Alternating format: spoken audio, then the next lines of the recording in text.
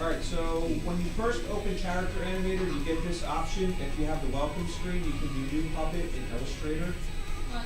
And that will open up the puppet in Illustrator. If you kind of pass through that and you don't see the welcome screen, I'll show you the other method to open up the character. Alright, so for the puppet, I should get that terminology. I think it's easier to do in Illustrator, so maybe if you go back, because the parts aren't as easily selectable in Photoshop. So if it did start up and you have your character on there already, what you would do is select Puppet, right? So Frank, I think this is where you're kind of going to access it.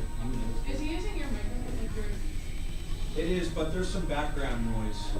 So, but yeah, you can see that there, and if I stop for a second, yeah. I set my rest pose. The problem is that my web camera isn't on my computer now, so it can't track the points in my mouth, but it's trying to. All right, yes. Zoom in here, all right, and then so the other option, if you didn't go from your welcome screen, which I just showed a lot of you, if you have the character, the puppet opening, new puppet in Illustrator, and then that brings us either way to here. All right, so I want you guys to change basically all the coloring of all this stuff. And you could add features to it also. All right, so to select objects, they have the layers kind of grouped. So in the character, you have the head, the body, and then all these other things. Oh, should we be renaming or moving around layers? No, right? Because that will definitely mess up the scripting. Where is that? Yeah. I don't have that. Your layer? Yeah. So go to, if you don't have your layer panel, just go to Window and then select Layers. Alright, now Illustrator is kind of nice in that if you just come over here and find the layer you want, you can just click the circle to the side of it and it's going to select that object on your artboard. It's called. I have artboard, but when I click on it, nothing happens. The circle next to it should select it. There's no circle. For your basic color change, like for this one, you could use some of the preset colors for that. Oh, I did a stroke color. In Illustrator, remember, or if you haven't used it, you have a fill and a stroke color. So right now, I could choose this. Now that got actually too much. So what you probably want to do for like the face is use the direct selection tool, which is the white arrow, and now I can just choose this face in here. Now he's a Martian, right? That kind of the color there.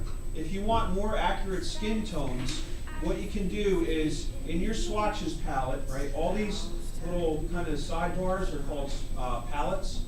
So in my Swatch library or panel, I'm going to click the drop-down arrow and then go to Open Swatch Library, and you can find skin tones in here.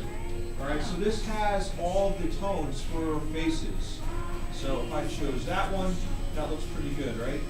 So I'll try to match them up. And now we have a more human-looking character.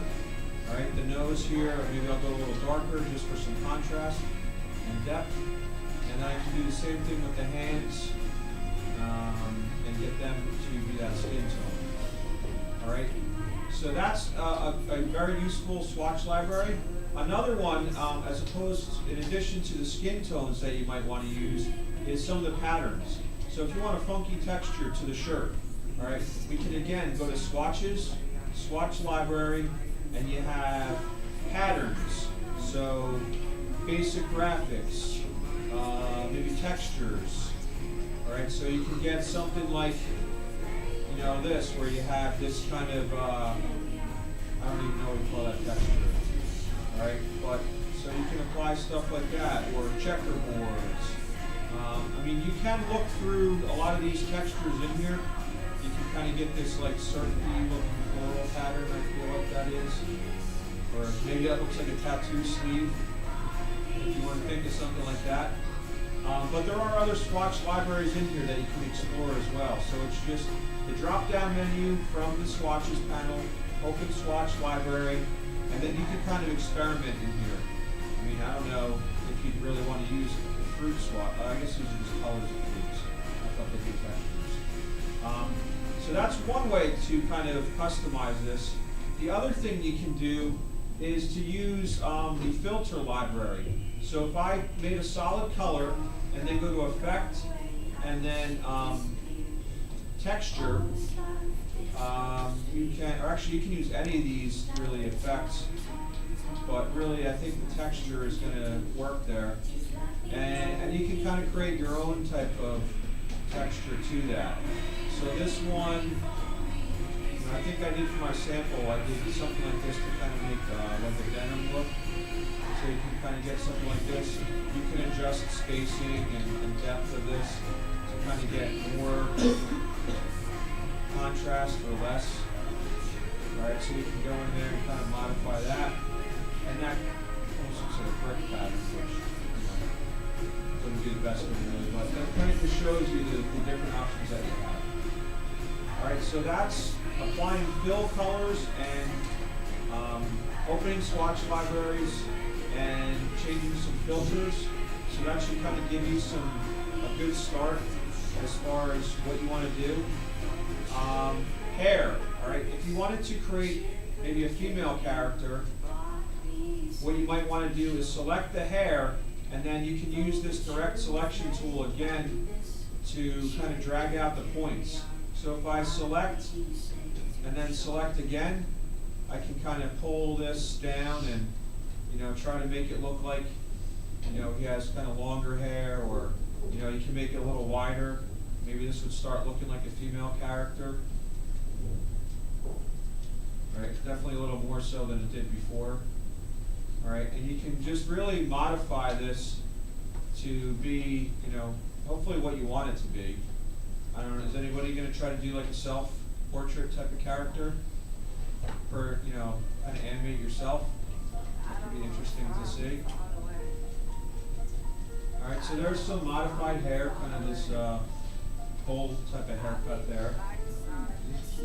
And then the last thing would be, I'd like you to have some kind of label on the shirt. So for that, I would come in here. They have this box around here, which isn't necessary. Oops, so if I get rid of this box around it, then I can just use the text tool, and I can make a new type of logo there. Just be careful when you're doing that, because I'm not sure which layer this is on.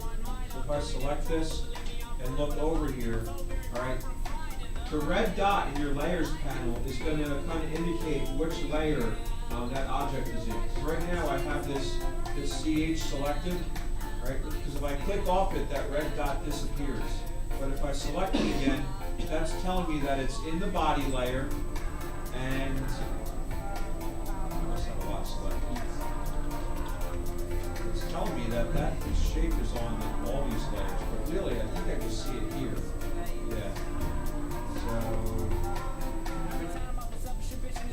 So that would be that part there. So just make sure that whatever text you have goes on the body layer.